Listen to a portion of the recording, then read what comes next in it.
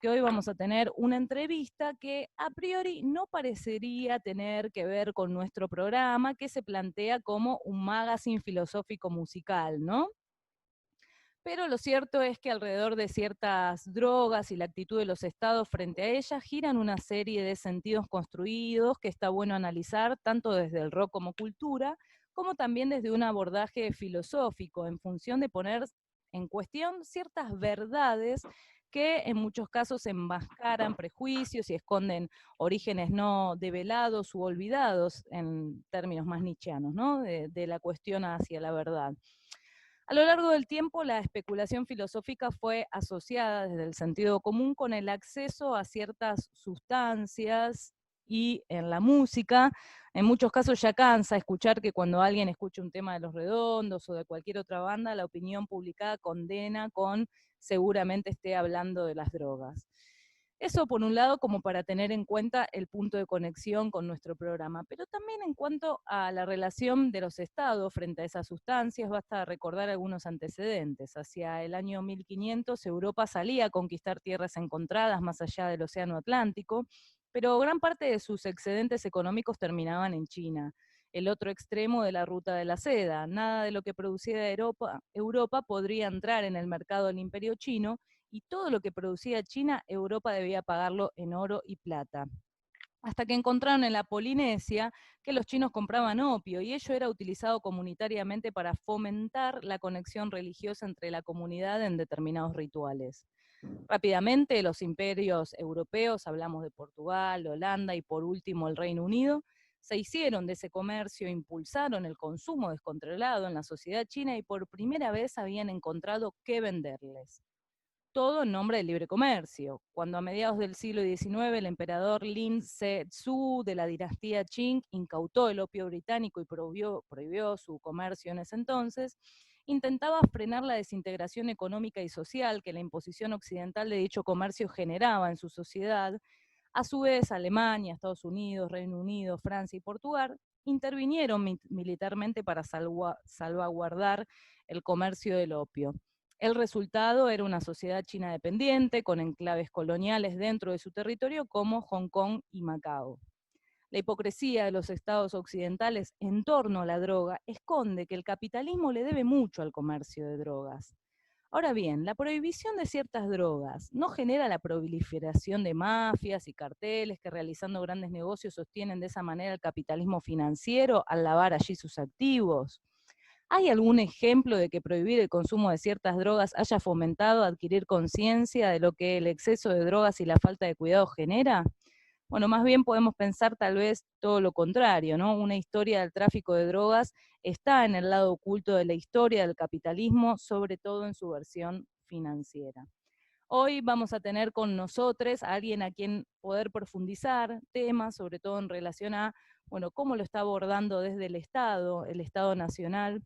Este tema vamos a tener el honor de contar con la visita con la responsable de diseñar desde el Estado las estrategias para limitar el consumo de drogas y estupefacientes, en pos de la salud de todas las personas de nuestro país. Antes de eso, le quiero dar la bienvenida entonces a quienes me van a acompañar en la co-conducción de este programa. Le voy a dar la bienvenida al señor Pablo Risi. Bienvenido, Pablo. Hola, ¿qué tal, Eli? ¿Cómo están? Buen día, buenas tardes para todos y todas y todas. Feliz viernes y buen fin de semana. Qué buen editorial, qué buen comienzo del programa. Vos siempre encontrás algo en la historia, algo en la que uno puede decir, hablemos de droga y uno piensa, acá a la vuelta en el barrio, tal kiosquito, y no, vos agarrás y contás la historia de China, y es increíble. Bueno, Siempre tenés algo, sos una muchos enciclopedia de... filósofos, sobre todo los contemporáneos, hablan de que la verdad en algún punto, en algún momento fue construida y hay que ir a buscar esos orígenes, ¿no? ¿Dónde están esos orígenes de aquellas antítesis que parecen casi incuestionables? Así que bueno, un poco nos proponemos esto en este ratito que tenemos. Bueno, y le voy a dar la bienvenida entonces sin más a Gabriela Torres, quien está al frente de la Secretaría de Políticas Integrales sobre Drogas de la Nación, de Cedronar. Gabriela es licenciada en Trabajo Social, egresada de la Universidad de Buenos Aires, de la UBA, tiene una especialización en Gestión y Planificación Estratégica. Entre los años 2010 y 2012 fue subsecretaria de Adicciones en la provincia de Buenos Aires y luego se desempeñó como coordinadora del Programa Nacional de Educación y Prevención en Adicciones en el Ministerio de Educación de la Nación hasta el año 2015. También estuvo a cargo del diseño y coordinación del programa Vale Ciudad del Gobierno de la Ciudad de Buenos Aires, y fue también coordinadora de la red de casas en la Mesa de Organizaciones Sociales y Eclesiales para el programa de Escuela de Casas de Atención y Acompañamiento Comunitario, CAC. Le damos la bienvenida a Filosofía Rock entonces a Gabriela. Muy buenas tardes. Hola, buenas tardes, ¿cómo les va? Gracias por invitarme. No, gracias a vos por participar. Hace mucho tiempo que teníamos muchas ganas de poder tratar este tema tan importante en nuestro programa, así que te agradecemos muchísimo. Me gustaría comenzar esta entrevista preguntándote algo que me inquietó al conocer a vos, al conocer tu currículum y saber que has llegado a un lugar importante del Estado en este tema en particular, y cómo fue que desde el trabajo social comenzaste a especializarte o a interesarte particularmente sobre el enfoque a la temática de las adicciones, y cuál vos crees que es el aporte que entendés que esa disciplina le hizo o le hace a esa problemática. Bueno, en general, mi trayecto de trabajo tiene siempre que ver más con la pobreza, con los sectores populares, y siempre con algo que tiene que ver con entender la complejidad de las personas, de la pobreza, de la situación de vulnerabilidad.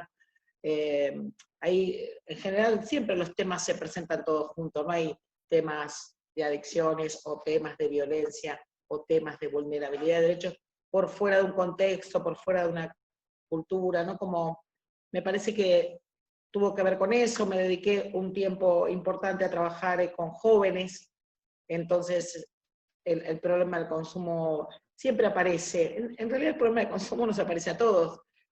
Algo que vos decías recién, que tiene que ver con la concepción del problema, entonces que después me gustaría ampliar, pero hay algo que le aporta el trabajo social en relación a la integralidad y a la interdisciplina que es necesaria para abordar estos temas. Después también lo otro que siempre me estudié y me dediqué y tal, fue a trabajar en el Estado, y la verdad como la confianza en la construcción de políticas públicas que de verdad ayudan a poner marcos, ordenadores, y que tanto impacto causan. Una buena política pública puede cambiar la vida de muchas personas, así que bueno, una conjunción de muchas cosas, y por supuesto ideológica, ¿no?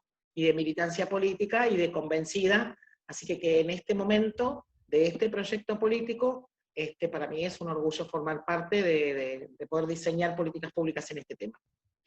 Y Gabriela, te quería preguntar cuáles son los cambios que te propones hacer al frente de la Secretaría de Políticas Integrales sobre Drogas de la Nación respecto del que traía en estos últimos años. Algo que a mí me gusta siempre empezar a decir, no es tan sencillo si uno trabaja en Cedronar, no es tan claro si estamos trabajando en qué aspecto del problema o qué entendemos por el problema. Por ahí hay otras áreas de gobierno que es súper claro cuál es la definición del problema. Entonces, en principio, y Cedronar también tiene como una historia que fue variando su concepción del problema. Entonces, primero a mí me gusta hablar de la concepción del problema con la que venimos a abordarlo, porque miren, Cedronar se formó hace como 30 años, tiene que ver con el consenso de Washington, con la lucha contra las drogas, con acuerdos internacionales, bien de políticas neoliberales, y entonces estaba todo mezclado. De hecho su nombre tiene que ver con prevención y drogas todo junto. Tuvo mucho tiempo mezclado el narcotráfico y la prevención. Realmente ahora ya hasta toda la parte de precursores químicos que había quedado en Cedronar es del Ministerio de Seguridad, y nosotros solo nos dedicamos a la investigación, prevención, atención y acompañamiento de personas. Entonces yo quiero decirles eso, algo de la concepción del problema de consumo, que tiene tanto que ver con lo que vos decías. Para hablar de consumo problemático de sustancias no podemos dejar de hablar de consumo en general, de una sociedad que prima el consumo, nos regimos por el consumo, y el capitalismo nos ha marcado a todos para que eso así sea. Eso es así. Y entonces nosotros todos estamos acostumbrados a que si compras dos te dan tres, si compras mucho, ¿no? Hay algo de que nos metimos todos en una lógica que consumir es buenísimo. El consumo, además, el consumo cualquiera, es exitoso en su objeto, porque el consumo calma. Después es efímero, pero el consumo calma. A mí me gusta dar ejemplos como sencillos para que todos nos interpelemos, y imagino que por el nombre del programa siempre ustedes están buscando preguntas. Cuando uno cobra a principio de mes, gasta más en algo que si lo razonás mucho no deberías, pero hay algo que en ese momento esa compra te hace como, ¿no? Y si uno no tiene plata, se compra unos saumerios, no importa, pero el consumo calma. Eso primera cosa, el consumo en general. Después, en particular, el trayecto de vida de alguien, la historia, la construcción, la posibilidad de construir subjetividad y lazo social. El lazo social es la posibilidad que uno tiene de construir con otros y sentirse parte. Eso es otro aspecto del problema. Entonces, la cultura y el contexto, el trayecto de vida de alguien y el cuerpo también. El cuerpo es el acceso a la salud, al sistema médico, eso es muy diferente en cada uno de nosotros. Hay quienes nunca han tenido posibilidad de que les dijeran que estaba bien lavarse los dientes, hay algo del acceso a la salud, ¿no? Hay un montón de construcciones. Y después, algo que tiene que ver con la angustia del vivir, ¿no? Como dice Freud, todos necesitamos un quitapena. ¿Dónde depositamos eso? ¿Y para qué consumimos, no? O sea, que eso para nosotros es súper importante. Un montón de estrategias que estamos trabajando tiene que ver con poder revisar eso. Eso es un tema. El otro tema es el narcotráfico. El narcotráfico es un negocio de sustancias ilícitas, que es lo que vos decías también en relación a la historia, si se prohíbe, si enriquece y tal, pero no es como cualquier negocio, igual.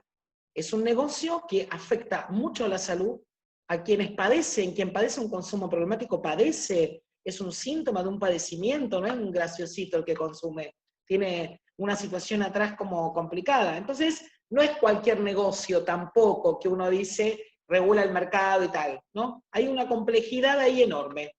Digo esto porque también es importante cuando analizamos políticas en relación a esto, como mirar todo junto. Entonces, desde esta concepción, nosotros somos un nosotros, en Cedronar somos un equipo con diferentes trayectorias, pero como digo yo, aunados por un proyecto en común. Tiene que ver con ordenar primero la prevención y la atención y la asistencia, tiene que dialogar, no es por separado, no hay una charla en la escuela, hay una, no.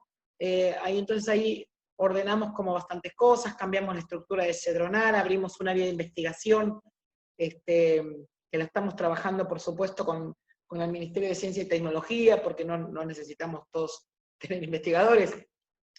Pero ¿por qué la investigación? Porque hace un montón de tiempo en estos temas, todos los países también tienen acuerdos internacionales de responder determinadas cuestiones. Entonces lo que se mide en general las encuestas son acuerdos internacionales de prevalencia de sustancia y tal. Pero hay muy poca investigación en relación a trayecto de vida, a qué le pasa, a qué pasa con los tratamientos en tu trayecto de vida. Hay como poca investigación en relación a motivaciones de consumo.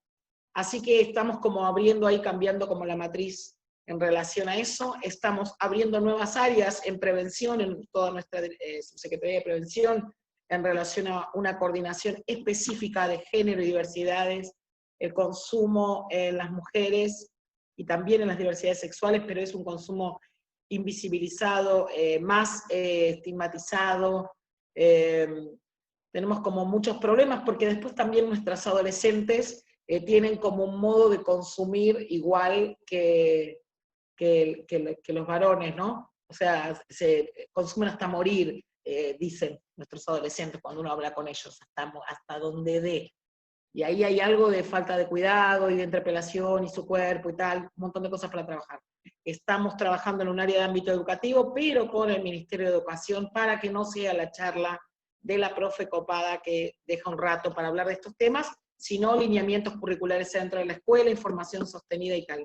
Después lo mismo con ámbito laboral, estamos empezando a trabajar con el Ministerio de Trabajo.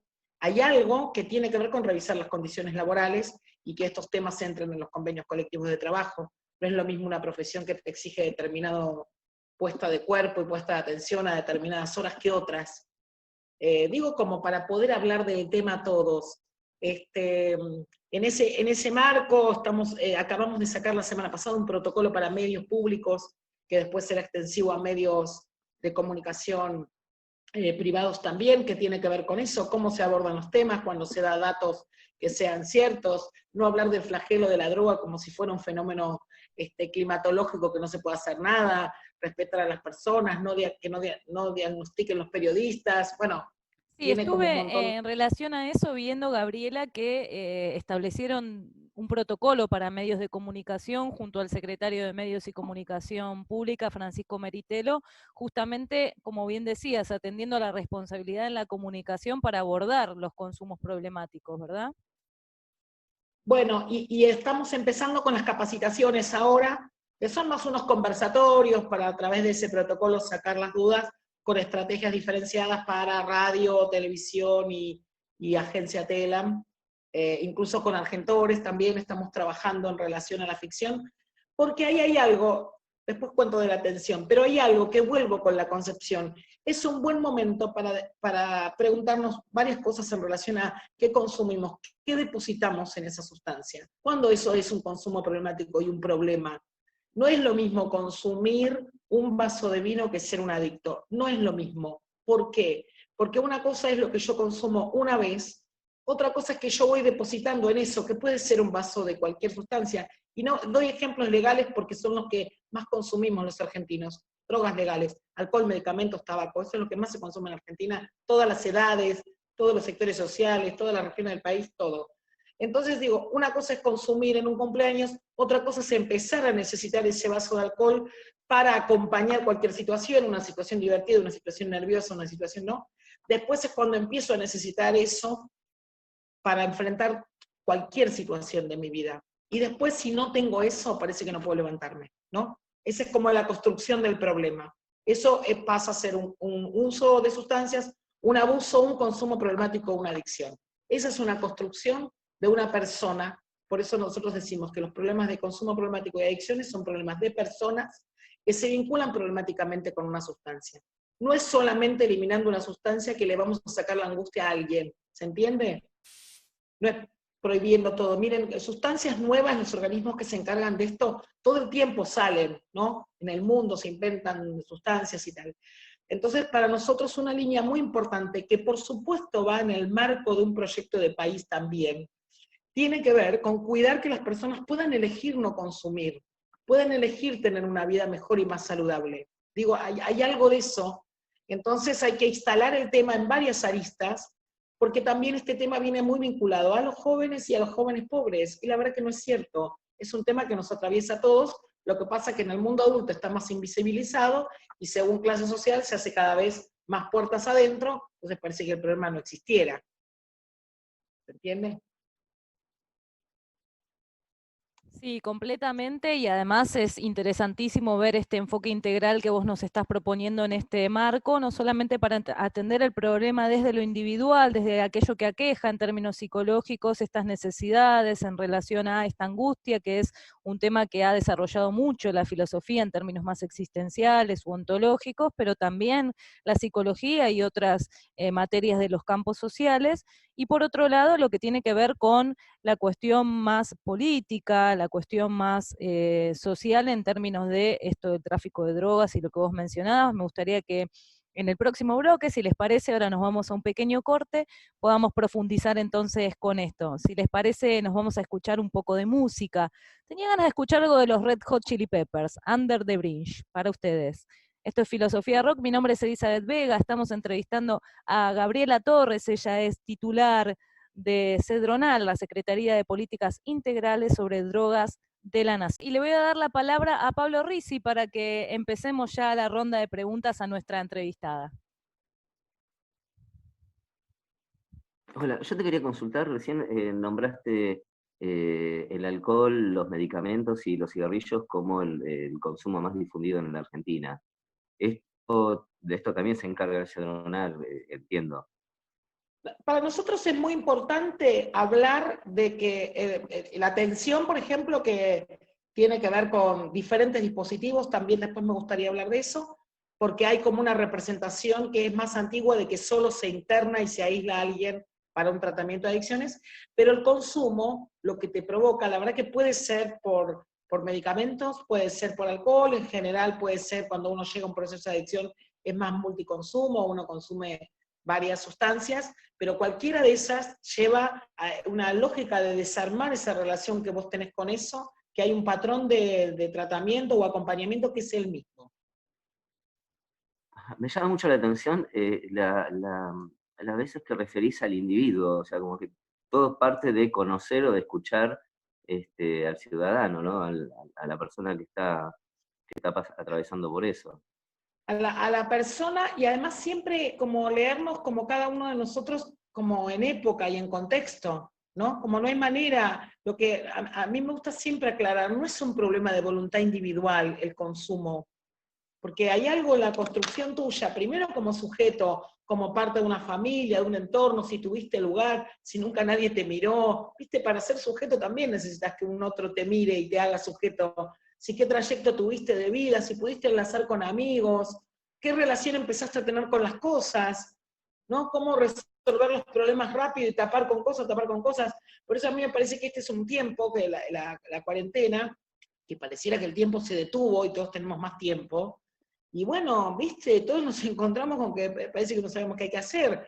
Y ahí hay un montón de momentos para preguntas, porque claro, el ritmo de vida era como raro también, y de tapar con todo. Entonces, bueno, cuando nosotros nos preguntan qué pasa con el consumo en cuarentena, por un lado estamos haciendo una investigación federal con todas las provincias, Cedronal acompañó como con un recurso técnico a cada provincia, por cada región, en acuerdo con una universidad, para hacer grupo focal, porque necesitamos tener datos en relación a más certeros, ¿no? Hay muchas encuestas que se han hecho, pero son más bien voluntarias para llenar por internet y tal.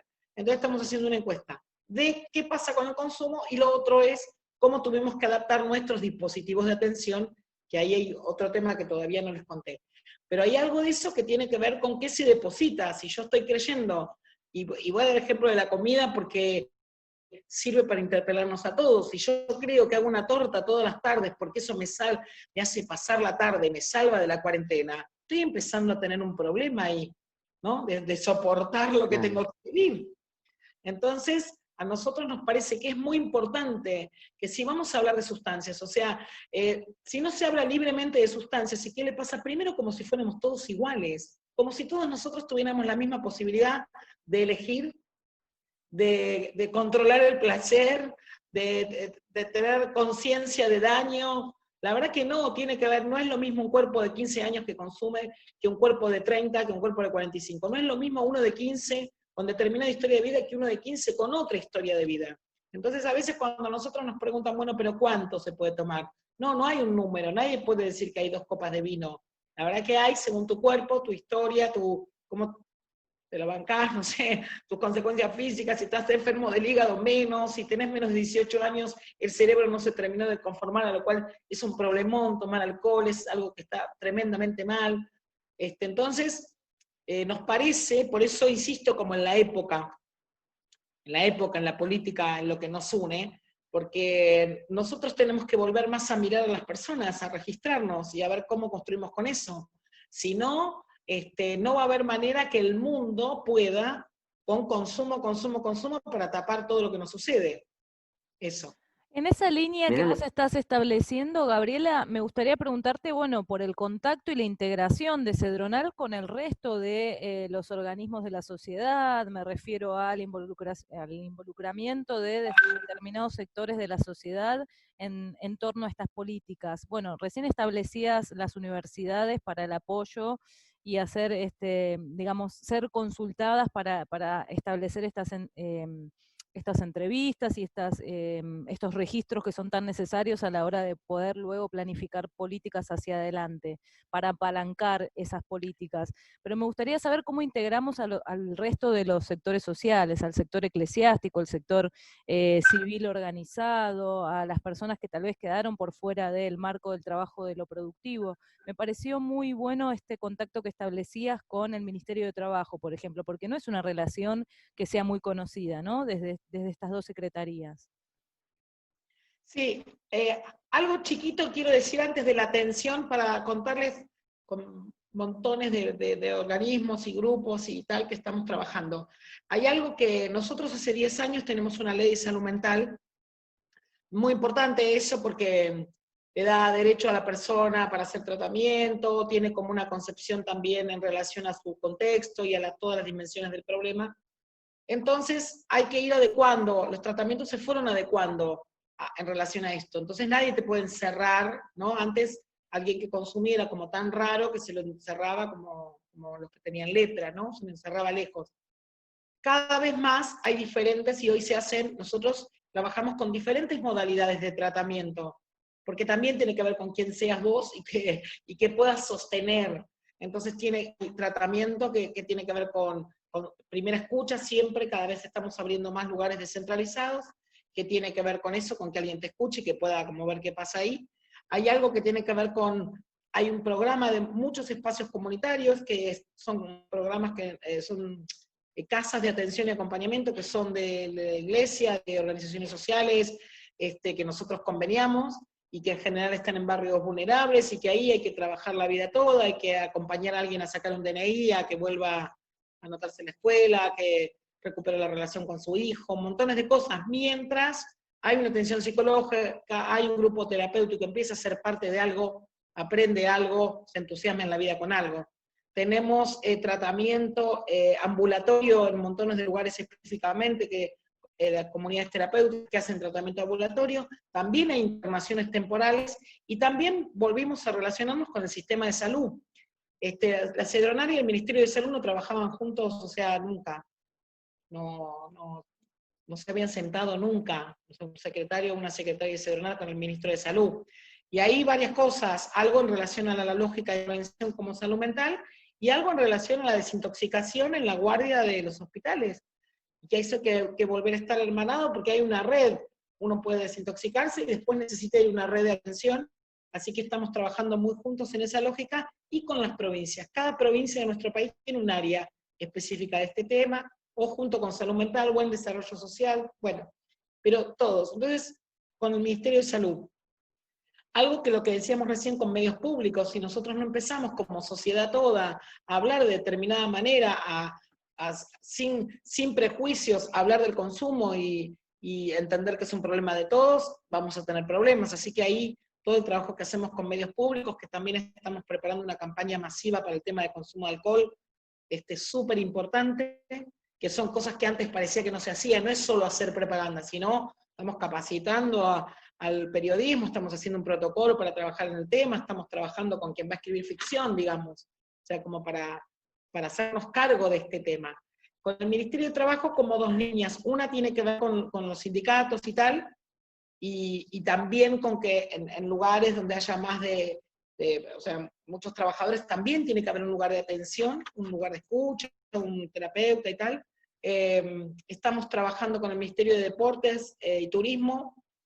Se nos cortó un poquito, pero estamos retomando ahora. Nosotros empezamos a puntear en relación a cuando nos agarre el verano, poder trabajar de otra manera, con qué tipo de ciudad está preparada para un turismo joven, para que no sean demonizados, para que no sean maltratados y para que no se mueran, ¿no?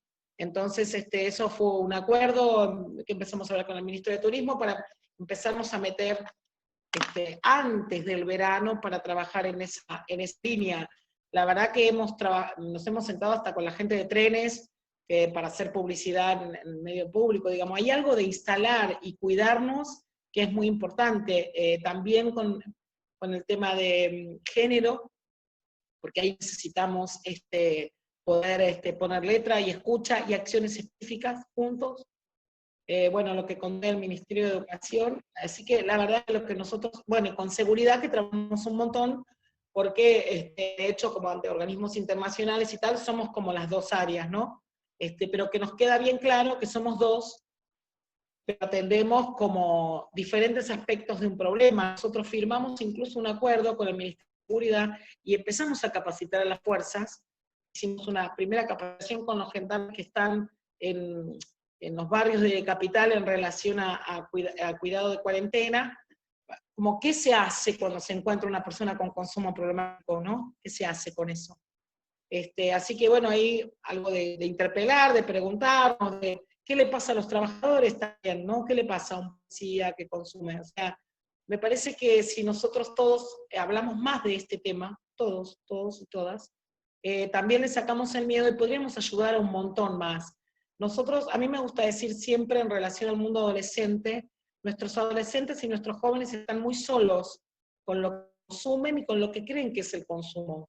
Y entonces después cuando consumen y tienen alguna consecuencia física o social que es complicada, le tienen como miedo a hablarle al mundo adulto porque el mundo adulto como que no les habla de esto. Nadie empieza con su hijo a hablar de drogas si no habla con su hijo antes, Se ¿no? establece la temática en torno de lo tabú, ¿no? Entonces tal vez el adolescente de algún modo siente que está en el terreno de la transgresión y estas cosas no están muy claras. Y me parece que este tiempo es un tiempo propicio en donde se está tratando la ley de educación sexual integral, en donde se están estableciendo temáticas que antes no se tocaban desde los organismos de educación de la nación, ¿no? En términos de pedagogías institucionales que se puedan abordar estas temáticas, me parece súper interesante, Gabriela. ¿Pablo? Yo quería que si podías ampliar, porque en dos momentos en esta charla te referiste al tema de género, relacionado a las adicciones y al consumo. ¿Podrías ampliar por ese lado? Mirá, nosotros tenemos una línea telefónica que es la 141, que de paso está muy bien que la recordemos todo el tiempo, que es 24 horas, y está reforzada de personas que atienden ahora en este tiempo. Y en la 141, el 70% de los llamados son mujeres, ¿no? Pero de Mira, ese 70% de mujeres que llama, solo el 5% llama para ellas. Las mujeres llaman para pedir para otros, para su hijo, para su marido, para su vecino, para su sobrino. Hay algo que es tremendo eso, como el rol de cuidado impuesto, no como pares, no mujeres como pares, sino como te tengo que cuidar y pedir ayuda, y invisibilizado las mujeres nos llaman por ella. Una mujer que es madre, que toma alcohol en demasía, la sociedad la estigmatiza y parece que es tremendo, es una borracha, es mala madre, es un montón de cosas, eso para el hombre es casi un gracioso, ¿no? Entonces hay un montón de estigma relacionado con esto y para nuestras adolescentes es tremendo la sanción que tienen por el consumo de alcohol en una sociedad que el mundo adulto las deja solas igual. Entonces el que ofende, el del boliche que deja entrar, ¿no? Hay como una claro. sucesión de cosas que estamos ahí medio... Entonces digo, ¿cómo el mundo de las mujeres, históricamente entonces, también hay menos lugares para atención? Porque si vos tenés que hacer un tratamiento, la verdad tenés que hacer con los hijos, ¿o qué vamos a hacer con los hijos? Entonces, bueno, cada vez más hay lugares para atender con hijos y tal. Entonces, bueno, tiene que ver con hablar de estos temas y romper algunos mitos, ¿no? De verdad. Sí, y lo que decías antes del verano, yo me acuerdo del verano pasado, lo que pasó con los rugbyes en Villa Gesell, ¿no? Que también trajo la problemática a la agenda de los medios. Eh, me encantó todo lo que están laburando, lo interdisciplinario. Hay partes que uno ni siquiera la pensaba, que no solamente es hacer una campaña, sino uno siente que el Estado sale a buscar, a encontrar dónde están los problemas. Eso me gustó mucho, me encantó. Ay, qué lindo. No, lo que yo Y quiero porque me decir, parece, perdón, me parece un estado re empático, ¿no? De conocer al otro, de saber lo que le pasa, de sentirlo, de entenderlo, y de prevenir los problemas conociendo a aquellas personas que pueden llegar a tener esos problemas. Eso, en verdad que no tenía, uno tiene pensado siempre que las campañas, organismos, las secretarías, ¿no? Como que te ponen, como vos dijiste, ponemos el número de teléfono, ponemos el afiche y nada más. Pero no, es un universo. Una integración, es creo que hay un enfoque muy interseccional en lo que explicaba Gabriela, ¿no? Y me parece que, como decía, es una voluntad política, hay un direccionamiento, un modelo de país que se enmarca en esto, en que la persona no se sienta sola, sino que sienta en una comunidad que la protege, que la salvaguarda, en que se sienta parte y que asimismo tenga quien responda, ¿no? Hay como una cultura de volver a encontrarse, esta cultura del encuentro de la que tanto creo que habla el Papa Francisco. Bueno, me parece que creo que este es un estímulo que va en esa línea.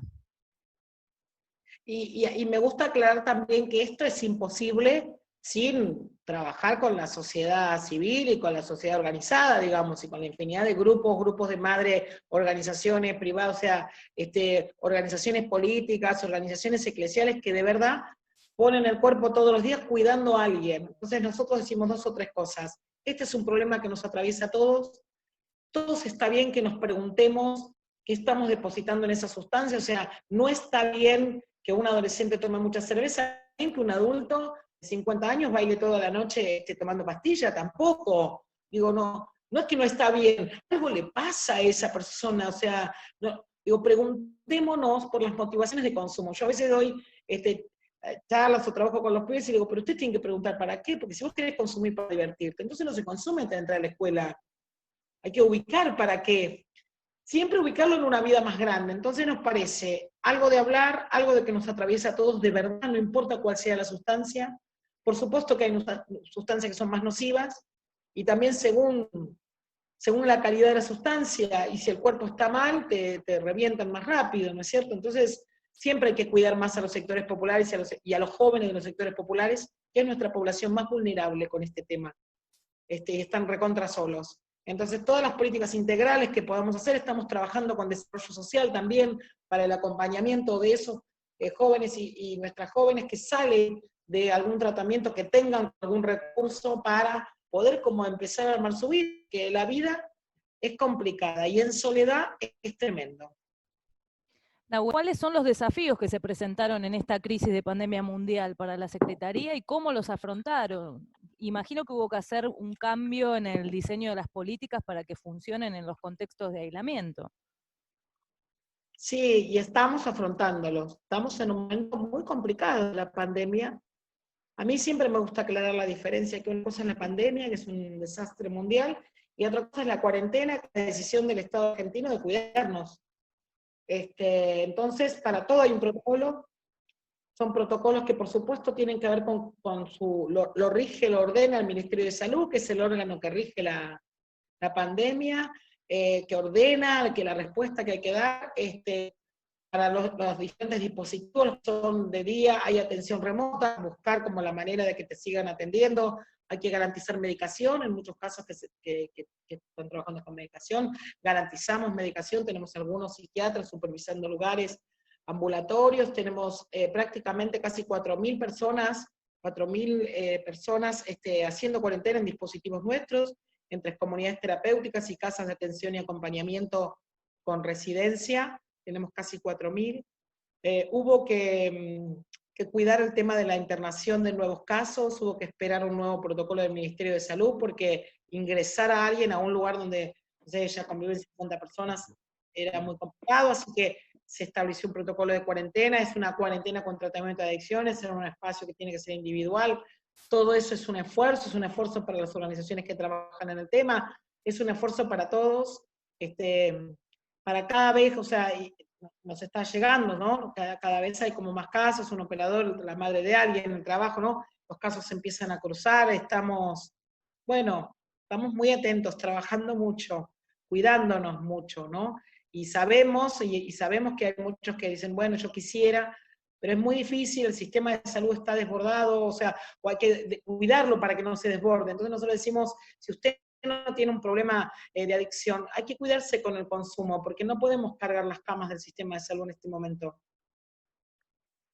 Claro, 4.000, dijiste recién, hay 4.000 personas que están atendiendo. No, que están durmiendo. Después atendemos más en lugares ambulatorios, pero viviendo en espacios nuestros, sí. Es horrible, ¿cuántas personas? Y claro, y ahora con el...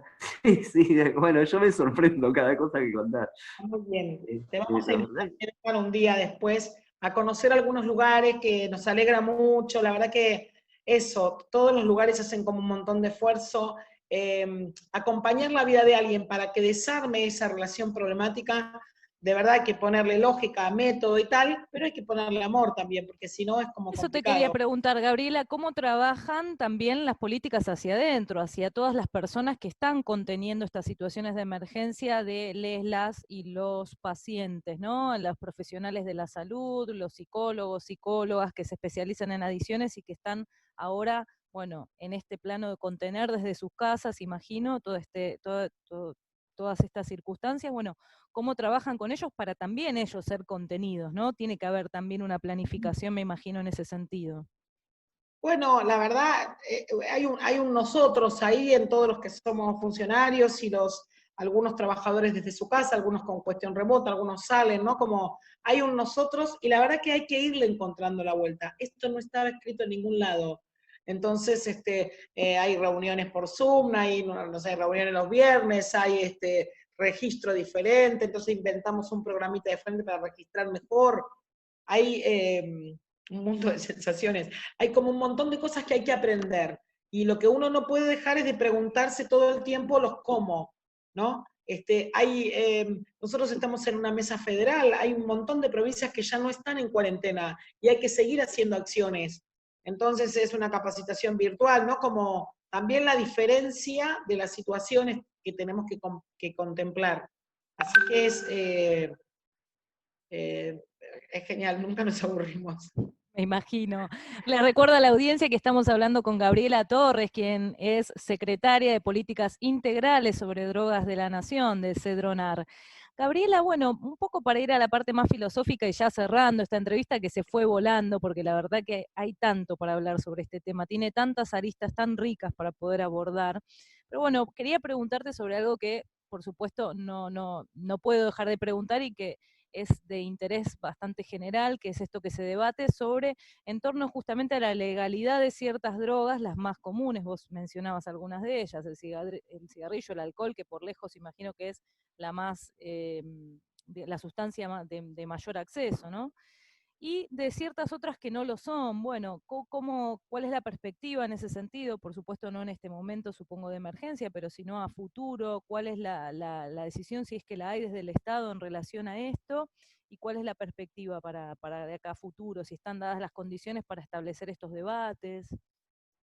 Bueno, como todo lo que nosotros venimos diciendo, y las mismas cosas que yo hablaba, no hay un debate de una sustancia por fuera de un debate integral de estos temas, porque si no, la vamos a poner a la sociedad a debatir si marihuana sí, marihuana no, sin poder hablar de otras cuestiones. Entonces, la verdad que antes de hablar de una sustancia, nosotros tenemos que tener prevención sistemática, tenemos que tener un montón de lugares de atención, un montón en todo el territorio.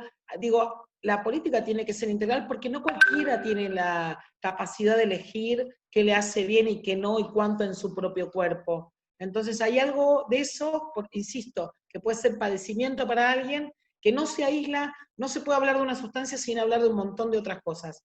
En ese sentido había una intencionalidad, digo había porque nos dedicamos todos a otros temas desde marzo, de por lo menos iniciar una mesa de trabajo interministerial para mirar todas las aristas del tema. Lo que está claro, y a mí me gusta recalcar, y también no hablé del Ministerio de Justicia, pero estamos haciendo cosas con el Ministerio de Justicia, si alguien consume y lo meten preso por eso, no es un tratamiento que te metan preso por consumir. Entonces, claro que hay que hacer algo con eso. Entonces, hay un montón de temas Hay que una tienen que decisión ver. de no criminalizar el consumo, la persona que consume, sino atender a cuáles son esas urgencias, ¿no? ¿Qué es lo que llevan al consumo? Porque no es lo mismo una persona que consume que una persona que lava dinero y trafica drogas y atenta con la vida de la humanidad. No, no es lo mismo. Pero si uno tiene un problema de consumo problemático, que te encierren en una cárcel no es un tratamiento. Entonces, bueno, hay que cuidar que haya atención y tratamiento adentro de las cárceles, que es lo que empezamos a hablar con el Ministerio de Justicia, y también hay que revisar algunas cuestiones, porque la verdad que lo que pasa con estos temas es que los que más van presos son jóvenes y jóvenes en sectores populares. Sí, hay una como imbricación entre lo que es la juventud y las drogas, hay un prejuicio, hay todo un montaje negativo alrededor de la drogadicción en lo que es la juventud y como un marcar eh, algo que me parece que habría que hacer un esfuerzo por desmontar, ¿no? Supongo que ustedes lo están haciendo, ese trabajo, ¿no? Demostrar de que esto es una Igual, enfermedad, fundamentalmente eso, ¿no? No se trata de una cosa que uno recae en el consumo de la sustancia porque sí. no, dos cosas. Una, que alguna vez tienes que hacer una editorial investigando eso, porque toda la vida fue así. Yo ya tengo 50 años y era lo mismo, y siempre es lo mismo. Hay algo ¿no? Desde la Torre de Babel los jóvenes eran culpados por. Entonces hay algo de eso, de los jóvenes. Primero. Otra, que nuestros jóvenes, nuestros hijos, son más parecidos a la época que a nosotros. Entonces hay algo de la época, de la cultura, el consumismo, las sustancias que circulan. Ahí la verdad que para cuidarlos hay que hacer un gran acuerdo de adultos, ¿no? Hay que dejar de debatir si está bien o no la cerveza en el cumpleaños de 15. No, no está bien. Es malísimo eso, no puede ser eso. Pero no puede una mamá sola pelearse con la hija. Hay que hacer un acuerdo de adultos. Y el año que viene ninguno en tercera pone cerveza en el cumpleaños. Digo, hay algo que hay que establecer cuidado de los adultos. La demonización del mundo joven existió siempre y la verdad que nosotros somos pro defensores de nuestros adolescentes, de nuestros jóvenes, de nuestras jóvenes. Armamos una coordinación específica de juventudes. Hay que cuidarlos un montón porque necesitamos una sociedad mejor y la van a hacer ellos. Así es, Gabriela, te agradecemos muchísimo por esta participación en nuestro programa. Es un honor contar con una persona como vos que tiene un rol tan importante, tan definitivo en estos tiempos en relación a estas políticas y que se tome el tiempo para hablar con la comunidad, como decías, para encontrarnos, para escucharnos y para acercarle a la gente. Bueno, esto, saber que tiene a disposición estas herramientas que le otorga el Estado para no encontrarse sola, no encontrarse solo ni sole. ¿Pablo? ¿Podés repetirnos el número para llamar? Sí, genial. Ahí yo te pido disculpas porque en general cuando pasa algo así, por ahí al principio, a la mitad, al final del programa, nos gusta dar los números, nos gusta, Sí, nos gusta. este tema de la interacción, del Zoom, nos gusta también tratar de ayudar con todo esto y la verdad que nos olvidamos. Estábamos Es escuchando, a el mí me hizo pum la cabeza 141. con todo lo que contaste. Genial. ¿Es Bueno, él? 141 es anónimo, 24 horas, pero si alguien está en este momento de cuarentena, armamos como una segunda malla. Si alguien está mal, solo, dejas tu teléfono y te podemos llamar a tu casa todos los días. O sea, hay como una segunda línea de contención. Eso armado ahora, entonces hay teléfonos de la Cedronar para otras cuestiones, pero el 141 atiende 24 horas. Muchas gracias. Gracias por todo lo que estás haciendo. Me No, encantó. gracias a ustedes. Hay que hablar un montón de esto y sobre todo ustedes que tienen un público joven, la verdad que hay que replantearse porque hay que cuidarse también. Hay que cuidarse también. Eso. Es el mensaje que queremos dar todas las semanas y bueno, fundamentalmente también en estas épocas de pandemia en donde nos aqueja, como dice bien el presidente Alberto Fernández, un enemigo invisible, ¿no? Entonces, en ese sentido, qué mejor que cuidarnos, cuidar la salud, porque si hay vida, hay después un montón de otras cosas, de objetivos, hay lucha, hay desafíos, hay esperanza. Te agradecemos un montón por este encuentro, Gabriela. Nos encantaría cuando todo esto pase y estén las condiciones dadas, ir a Cedronar alguna vez, conocer y mostrar y tener una entrevista ahí para mostrar, bueno, cómo se desarrollan en el trabajo, en el lugar. Lo dejaríamos para alguna próxima ocasión, para seguir profundizando. Por supuesto. Sí, un Bueno. gusto reconocer algunos lugares y tal. Gracias, gracias a ustedes. Bien, nos Gracias a despedimos. vos. Bueno, Pablo, nos despedimos. Hasta la próxima. Nos despedimos hasta la próxima. Esto fue Filosofía Rock. Yo soy Pablo Rizzi. ¿Vos sos? Yo soy Elizabeth Vegagrón y te esperamos el viernes que viene, ¿por dónde? Sino por Radio Caput. Como siempre, agradecer a quienes trabajan en la radio, que gracias a ellos es posible que este programa se siga emitiendo, así que le mandamos un saludo a todas y nos vemos la semana que viene acá en Filosofía Rock.